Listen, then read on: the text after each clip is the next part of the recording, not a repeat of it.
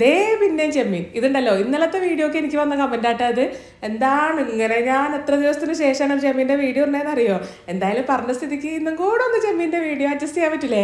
കാണിക്കാൻ പോണത് prawns coconut milk rice ആട്ടാ. അപ്പോൾ അതിന് വേണ്ടിയിട്ടേ ഒരുപാടൊന്നും വേണ്ട, ഒരു 10-15 ചെമ്മീൻ, അതിൻ്റെ അകത്തേക്ക് ഒരു 1/2 ടീസ്പൂണോളം മഞ്ഞൾപ്പൊടിയും കുറച്ച് ഉപ്പും 1 ടീസ്പൂൺ വിനീഗറോട് ചേർത്തിട്ട് നല്ലോണം അങ്ങോട്ട് മിക്സ് ചെയ്ത് കൊടുക്കുക. ഇനി നേരെ ഒരു പാത്രത്തിലോട്ട് അങ്ങോട്ട് മാറ്റി കൊടുക്കുക. എന്നിട്ട് ഇതിൻ്റെ അകത്തേക്ക് ഒരു 1/4 കപ്പ് നല്ല വെള്ളമോടെ ചേർത്തിട്ട് മിക്സ് ചെയ്ത് അടച്ച് വെച്ചിട്ട് നമ്മൾ ചെമ്മീൻ നല്ലോണം അങ്ങോട്ട് വേവിച്ചെടുക്കുക. ഈ ചെമ്മീൻ അങ്ങോട്ട് വെന്ത് കഴിഞ്ഞാലുണ്ടല്ലോ അതൊക്കെ അങ്ങോട്ട് പറക്കി മാറ്റി വെച്ച് കൊടുക്കണം. ആ ഒരു സ്റ്റോക്ക് വാട്ടർ ഉണ്ടല്ലോ അത് നമുക്ക് വേണം. ഇനി ഉണ്ടല്ലോ നല്ല കട്ടിയുള്ള ഒരു പാത്രം എടുക്കുക. അതിൻ്റെ അകത്തേക്ക് ആദ്യം കുറച്ച് വെളിച്ചെണ്ണ ഒഴിച്ച് കൊടുക്കുക. പിന്നെ എല്ലാ സ്പൈസസ് ഇട്ട് അങ്ങോട്ട് പൊടിച്ച് കൊടുക്കുക.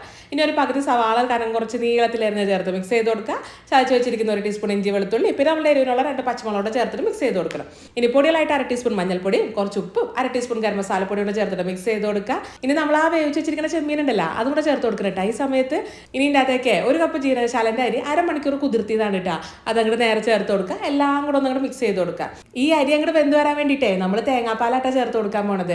1 കപ്പ് അരിക്ക് 2 കപ്പ് ആ ഒരു രീതിയിൽ വേണട്ടോ ഒഴിച്ച് കൊടുക്കാനായിട്ട്. പിന്നെ മൊത്തത്തിൽ തേങ്ങാപ്പാൽ മാത്രമല്ല, നമ്മൾ നേരത്തെ ചെമ്മീൻ വേവിച്ച ആ ഒരു സ്റ്റോക്ക് വാട്ടർ അവിടെ ഇരിപ്പില്ലേ, ആ ഒരു വെള്ളം കൂടി എടുക്കുക. എന്നിട്ട് പിന്നെ ബാക്കി തേങ്ങാപ്പാലോടെ ചേർത്തിട്ട് അങ്ങനെ 2 കപ്പ് എടുത്താൽ മതി.